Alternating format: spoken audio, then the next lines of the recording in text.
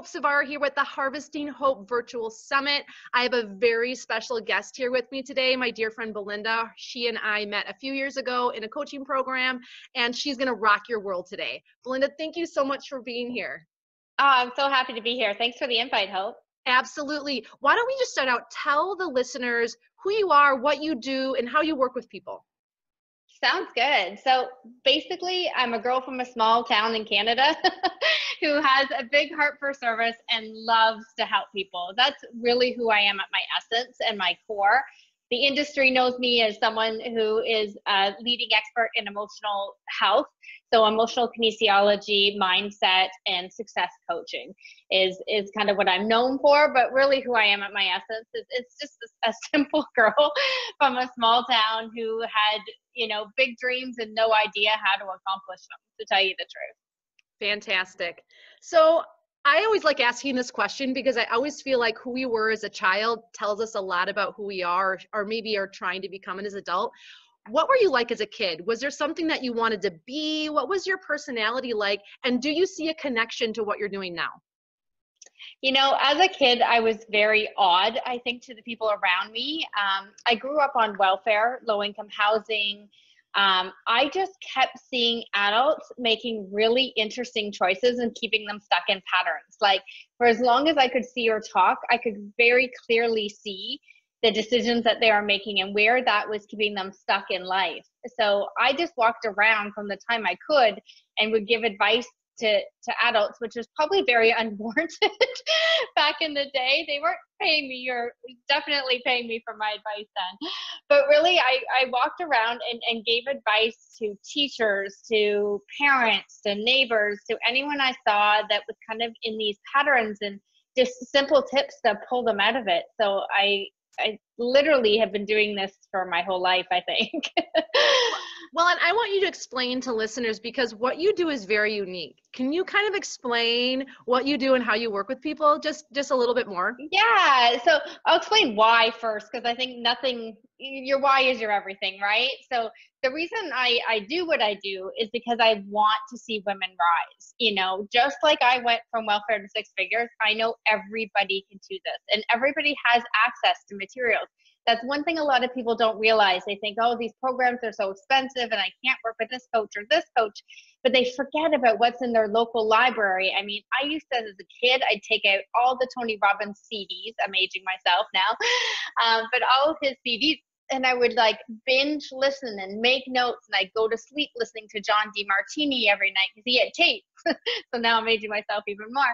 But really, I would listen to the stuff until it was absolutely drilled in my mind. So my hope is that the more women we can get to rise, then the more women will become independently wealthy. And that's really important to me because I see a lot of women making some really interesting decisions in their life solely based on because they can't stand strong in their finances.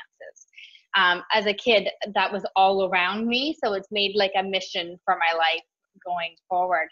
So I'm an emotional kinesiologist. What I do is I test your body to find out what emotions are sitting in what organs and why.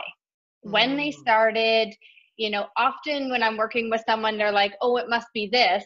But as we dig deeper, it has nothing to do with that, what they think the trigger was. We go deeper to what age it started. Sometimes it can be, something a child said in kindergarten that is stuck with someone till they're 43 years old. And once we uncover the situation, once you're aware of anything, you can make changes. Before you're aware of something, you just kind of keep in the same patterns over and over again. So I work with them, find those triggering pieces, but the real ones, whether they're subconscious or conscious, we can find them. We deal with those, we move past those with forgiveness, and then we go strong into our present day. So using a bit of mindset techniques as well as emotional kinesiology. So fantastic. And can this be for anybody? I mean, maybe they don't want to be a business owner, but maybe they just want to feel more fulfilled as a wife and a mom or a yoga teacher or whatever. Can you work with anybody in something like this? Absolutely. I even work with dogs and animals with emotional kinesiology. I've tested horses, I've tested dogs, cats on, what's going on emotionally with them. Like for instance, my dog just stopped like eating one day, and we couldn't figure out what was going on. And it was because we had tried a new thing, and we were putting the dog bowl that used to be out and full all the time. We put it out at certain times, and she didn't like that at all. So she stopped eating a little bit, and then she kept getting up every night at 2 a.m. So I tested her body to see what the emotional trigger was, what was going on with her. And it was because she wanted that food bowl there consistently. The minute I moved it back, she slept through the night and ate great, and we had no issues. So we forget that, you know, although we have emotions, so do the living animals around us too. So children and animals are amazing to do this work on. I do a lot of work with children in arts programs, because, you know, they're striving for some big goals. They have a lot of pressure on that. They have auditions. They have consistency with what they're doing every day, and keeping them on an emotional, you know, grounding is so important to their future, whatever they're striving for. So from the single mom at home to, you know, cows in the pasture, I love it. I really can help who's ever coming to me. I love it. I know for many people, especially those listening to this, we all struggle at some point. It doesn't matter what kind of human being you are, we all struggle. Some hide it better than others, but we all struggle. Did you have ever, and I made sure you had many, I know I've had, an aha moment in your life from a struggle that you went, oh my gosh, like I need to make a change, or wow, this is really like in front of me. Was there something like that you kind of had that pivoted you at all? You know, really realizing that I had to take my feelings out of my tasks was the biggest aha I ever had, because when I studied the philosophy and the mindset of Olympians, what I found was, I mean, whether or not they felt like it, they were at the track at 3 a.m. if that's what their coach said. Whether they had, you know, not slept well the night before or whatever was going on, they'd get in, you know, to their swimming lane. Like, and once I studied their mindset and how they train themselves to complete things not based on how they feel in that moment, was the biggest life changer for me, hands down. But I've really learned over the years that struggle is optional, that we can actually choose to live in a life that's full of struggle, anxiety, fear, resentment, or we can choose a way of more ease and grace, and, you know, where things just happen naturally to us, you know? So I realize when I have been in struggle, most of the time it's just because I was not in the present moment. And that's if hard. I'm in struggle, I'm thinking about the future, or I'm kicking myself for my past. Yes. But really, the only time I really feel human beings can be in struggle is when they're not being present. Fantastic. And I think a lot of people, they struggle with that because, one, so many people identify with their emotions and identify with their feelings. And so that means that they can't identify with this thing they've always been identifying with, but it's not giving them anything in return. And that can be such a powerful freedom for people. And you help people through that process, right?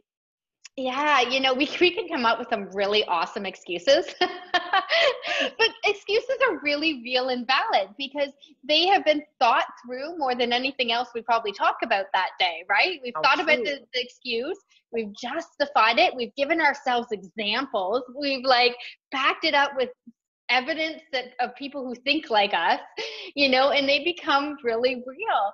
But really, like, whether the people who succeed in life, and that's whether being a really great wife or the CEO of a big company, they take the feels out of it, they do it anyway, and they do it like regardless of anything that else that could be going on, because we're all going to have life drama circling around us constantly. It never goes away.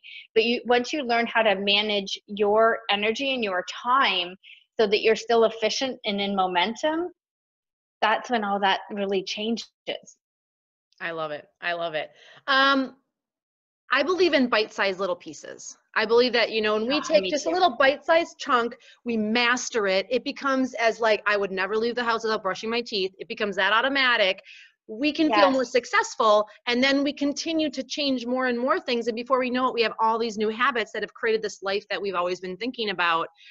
What are some bite-sized pieces that you could suggest to someone today, maybe that you've adapted to your own life, or that they could start with to start to feel like, you know what, I deserve happiness, and this is what I'm going to do to start that? Yeah, there's so many. I could talk for like a whole weekend course on that. That's such a great topic because I so believe in it. I so have your back on that because it's absolutely true. And really, I've really simplified it for myself. And I just change 1% a day. That's the only pressure I put on myself. 1% today, I will like grow a bit. I'll learn more. I'll just become a better person. I'll listen to a TED Talk or pull up a really inspirational YouTube video.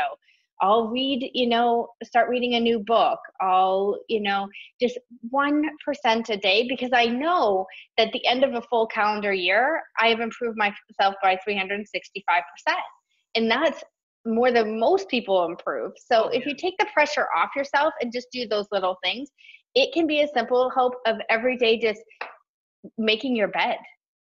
Making your bed gives you an endorphin release that you've accomplished a task. So I try to accomplish as many tasks before I start my actual work day as possible, because then I already go in on a rush of I'm a success. That's such a good thought. Even like the kids, I don't know about your kids or our listeners' kids. My kids leave a tornado when they leave for school. Like, I have no idea what that's all about.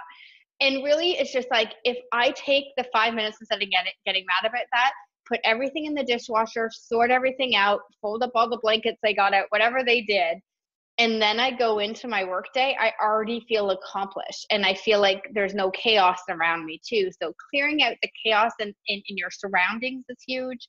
Doing small tasks that will give you that endorphin rush, all that stuff will help you do more in your day and make you feel successful, make you feel worthy, make you feel loved, because you're first loving yourself.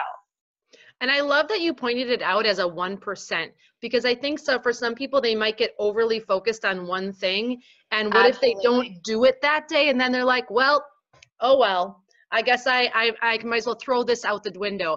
But looking at it as a percentage, where it's like, okay, I like the video thing, or opening a daily devotional, or whatever it is, that kind doesn't matter what it is, breaks it down even smaller. And I like that you pointed out about the endorphin release, because I don't think enough people realize that we do those things, and it's a boost. It's a boost that doesn't give you all the pounds like chocolate. So it's a boost. So how if you don't look at it like a task, like something I have to check off, if you look at it as I'm doing this because it's going to benefit me, like I will feel accomplished after everything changes.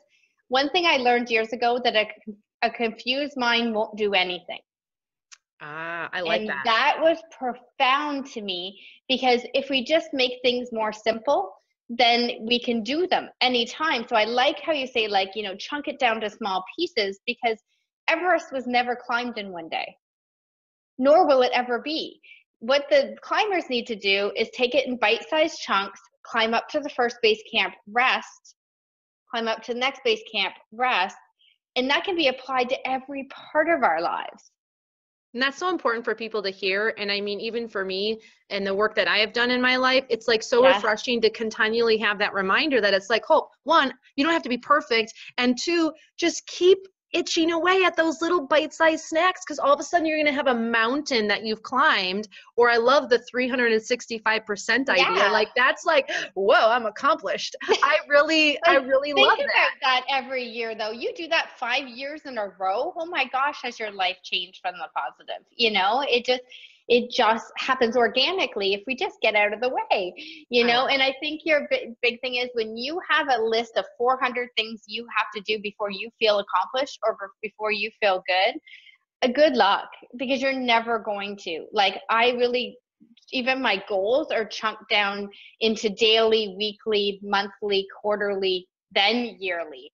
But see, a lot of people set these New Year's resolutions, and for the whole year, they write out these I'm going to get on Oprah. I'm going to write my first best-selling book. I have been guilty of this. That's why I'm giggling. But you see how ridiculous it is, because first of all, you have to do a lot of things to accomplish one of those things. So if you had one of those as your goal, absolutely you can accomplish that. Now chunk it down to make it into actionable steps that you can do every single day to work towards that goal. But if you just have a goal that's way out there that has no actionable steps, I have never personally been able to accomplish them. And I don't really know anyone who has. I totally agree. And one of the things that was an aha moment to me a couple of years ago was I had this goal, but then it was like, Hope, how are you going to get there? And Yes, that's the steps. Like if you it want to is. be That's on the Oprah, action. how are you going to get there? Mhm. If you want to have a better marriage, how are you going to get there? It's not just and now my marriage is Mhm. great. And I think that that's what's so great about what you do is you're really asking people to face themselves and look at themselves and say, hey, you have the keys to the Jeep. Like, let's start putting them in the ignition, or at least attempting to, and see what kind of Yes. comes. So, Yeah, and it's not usually comfortable. no, It's not like, and that goes back to the feelings we talked about earlier. A lot of things that are worthwhile in your life don't feel good.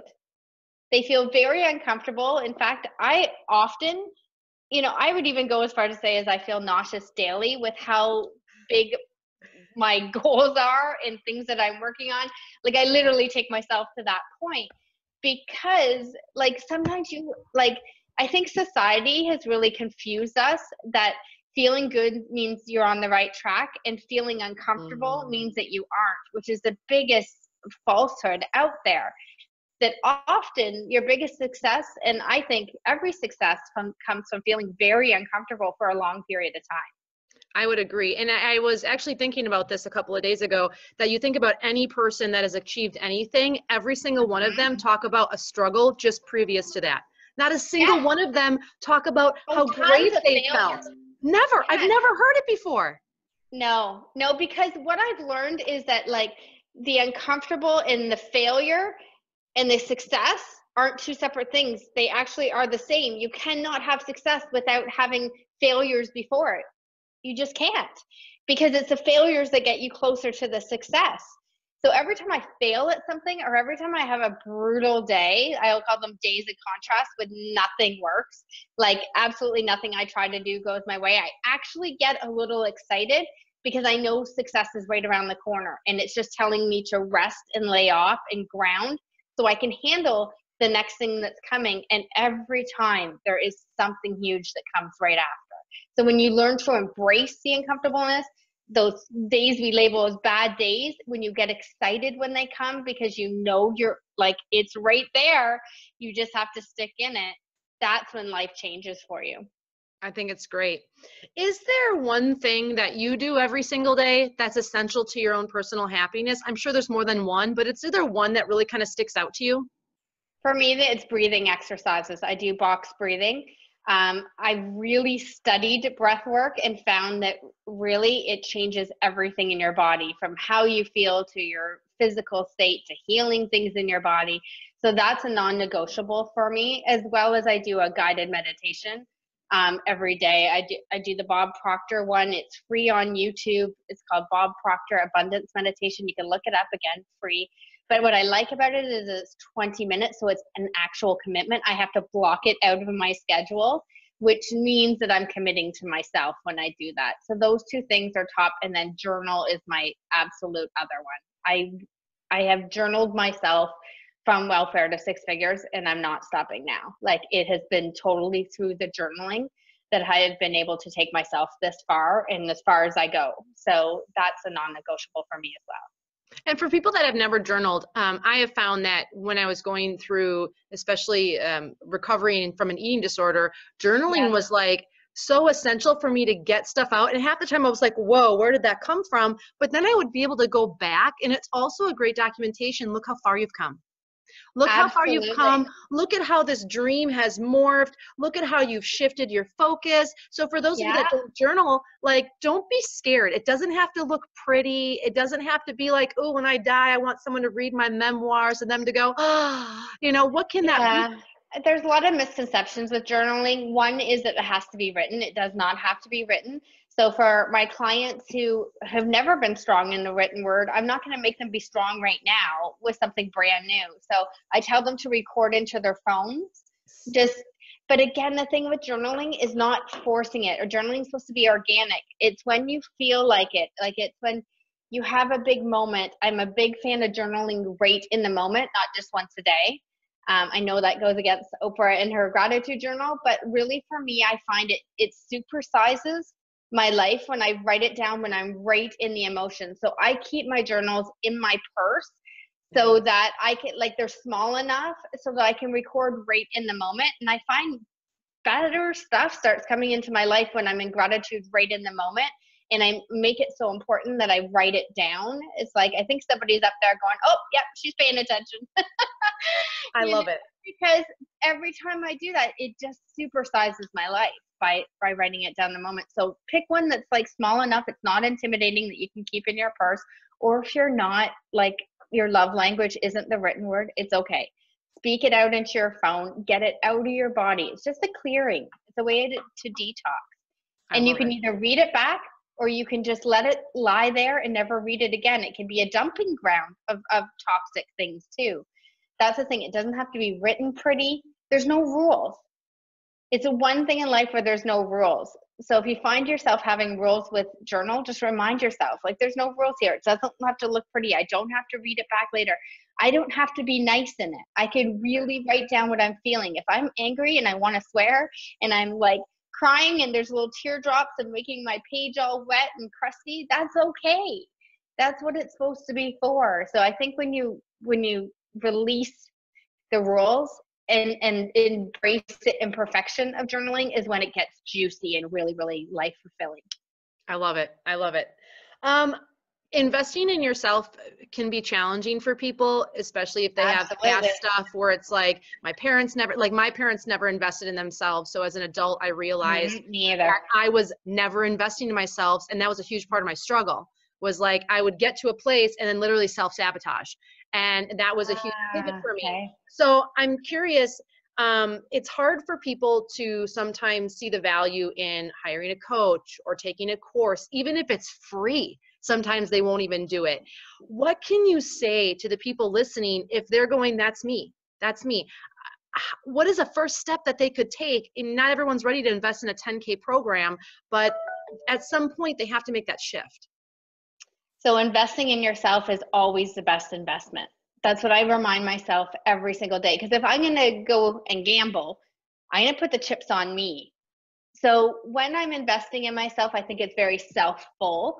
I think the reason people don't invest in themselves is because this awful word entered the English dictionary called selfish, and it made people think that they could not do anything for themselves or it would impact another person negatively.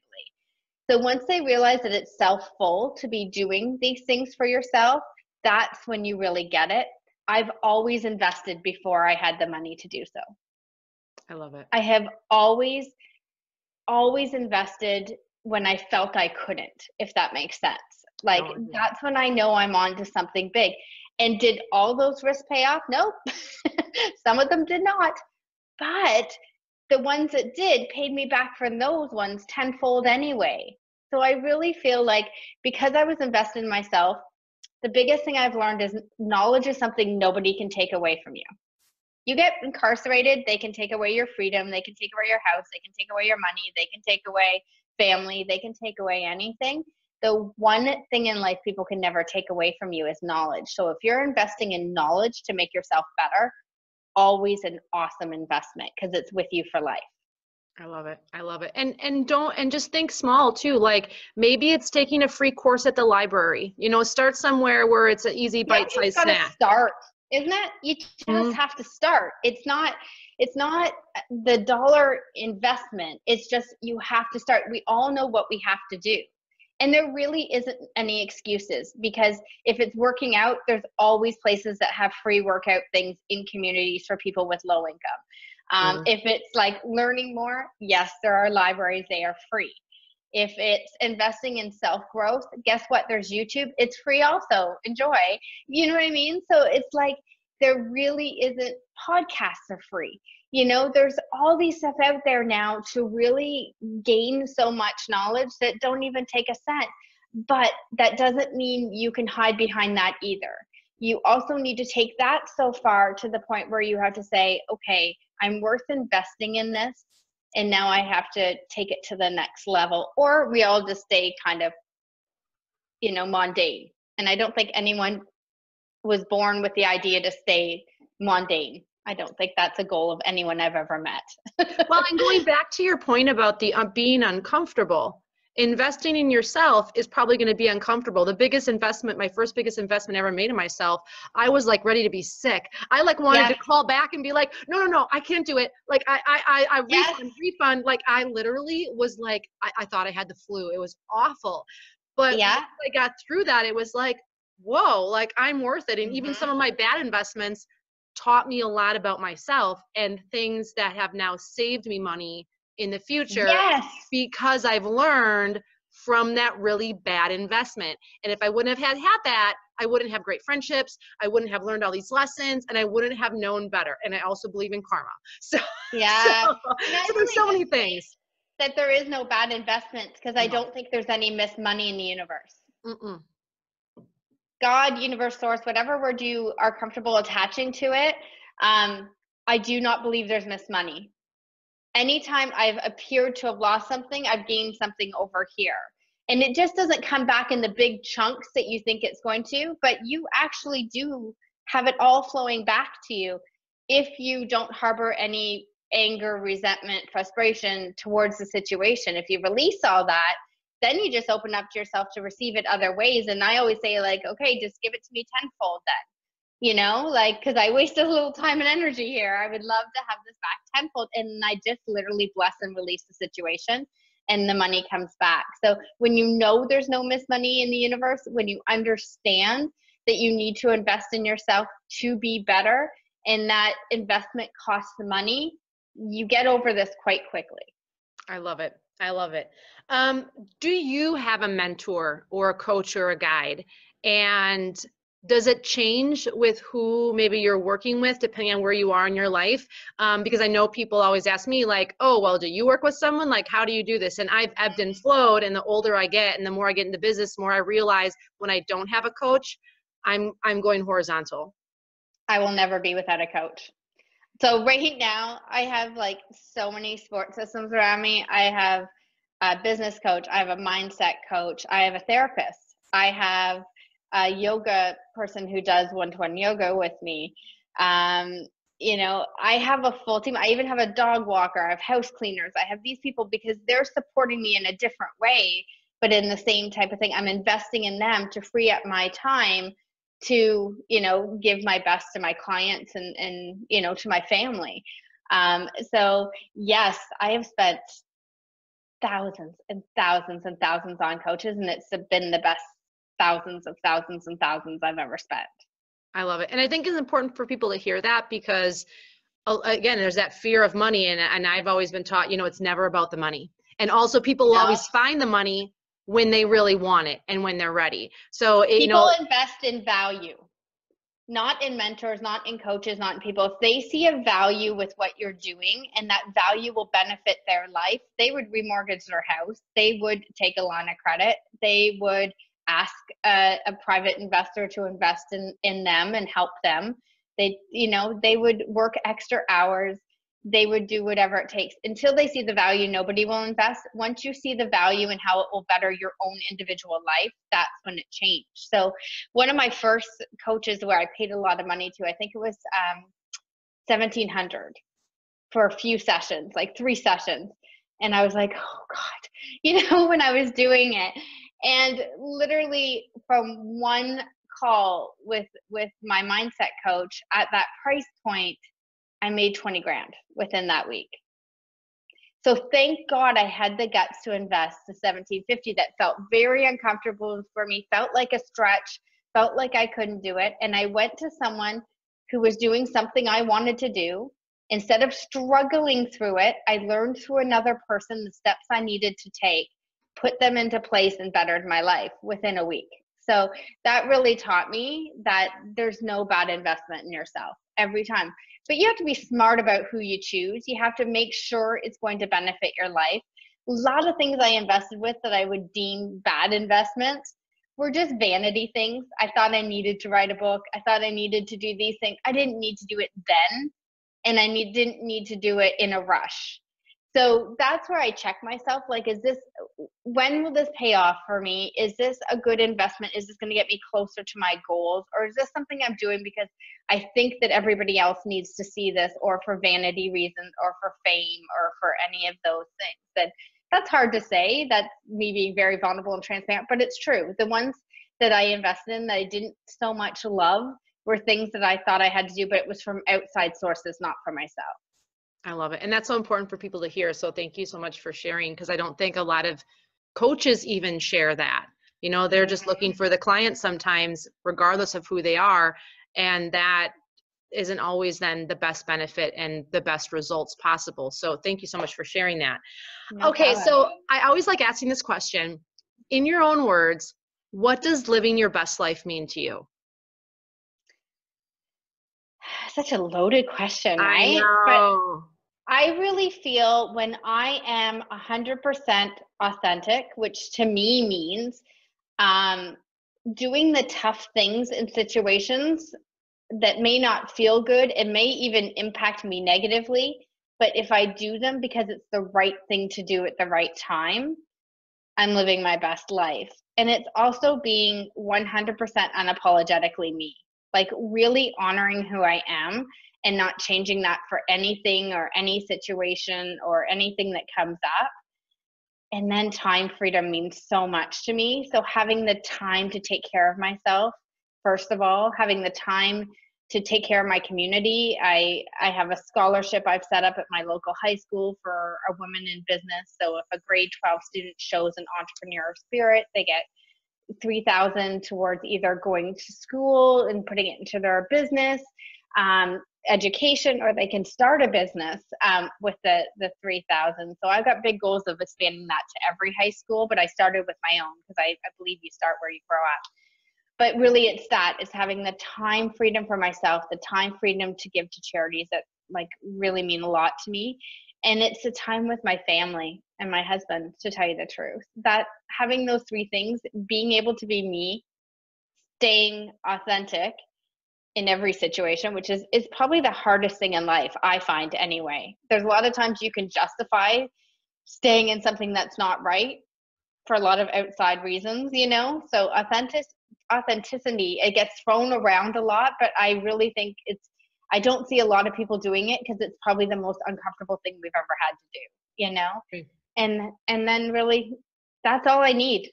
You know, I need to be able to be me, and I need to have the time freedom to give, love, and serve. I love it. I love it.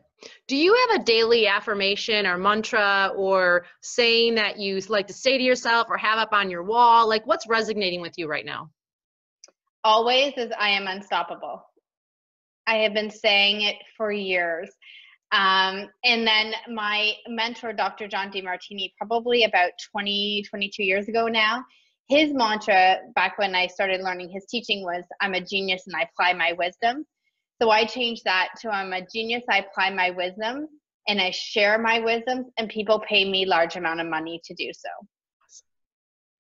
And so that one I say every day. And unstoppable, I had to train myself to be unstoppable. So I started hashtagging myself unstoppable Belinda well before I was, so I could regain it, like drill it into my own brain. It was more for me than anybody else, that I would just constantly see that. Years later, I find out that that's what Tony Robbins said to himself for years. I didn't even know that. I thought that was the coolest coincidence. But literally, I figured the best thing I could do for myself is become unstoppable, not fearless, because fear's great and fear serves a massive purpose for us. But really, when you're unstoppable, you fear the fear and you do it anyway. And I thought that would be the best thing for my life. I love it. Any last words for the listeners tuning in today that you would want to share with them? Just start whatever it is you need to start. You all know what it is you need to start. So whether it's, you know, writing love notes to your friends every day to stay in a state of gratitude. I often will write 5 love notes a day and either send them out by text or personal messenger or email, or I'll send a card to those around me. That's such a great life shift right there. But whether it's to lose weight, maybe today you just don't drink pop and you just drink water.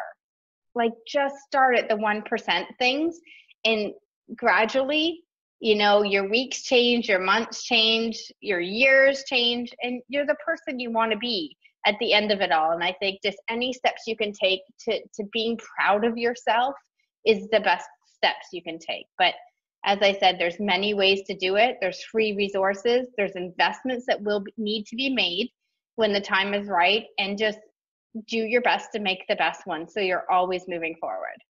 I love it. I love it. Well, you are such an inspiration. How can people find out more about you and connect with you? Great. They can just go to my website. It's www.belindaginter.com. Awesome. Can you spell your last name just in case they aren't looking in the Belinda, Belinda, Ginter, Ginter.com. Awesome. Yeah. And then you're on Instagram, right? And Facebook? I'm on Instagram at Unstoppable Belinda. And my new podcast will be launching soon. Just taping today, actually, my first 5 episodes. So that will be Unstoppable Mindset with Belinda Ginter. So look for that at the Apple Store soon, iTunes. Awesome. Well, this was such a pleasure and such a delight. I mean, I'm going to go back and watch this episode again myself because you had so many great little tidbits, but the way that you broke them down made them so less overwhelming and a lot less scary. And you were so honest about everything that you shared. And I know that the listeners are going to walk away with something from this today. So thank you, thank you, thank you. For those of you, that makes my soul smile. So that's all I wanted to do. I even made notes because I wanted to make sure your listeners didn't listen just to any old person talk at them. Like if you don't have actionable steps, then you just spin, right? So I wanted to make sure I talked it up. So I'm glad there was value there. No, this was great. And for those of you that are tuning in, thank you so much for tuning in today. And I just want you to remember that no matter how hard life gets, never lose hope. Never lose hope that there's opportunity and life is waiting there for you. All you have to do is step into it. So until we see you again, thank you so much, Belinda. Thank you. And we'll see you soon.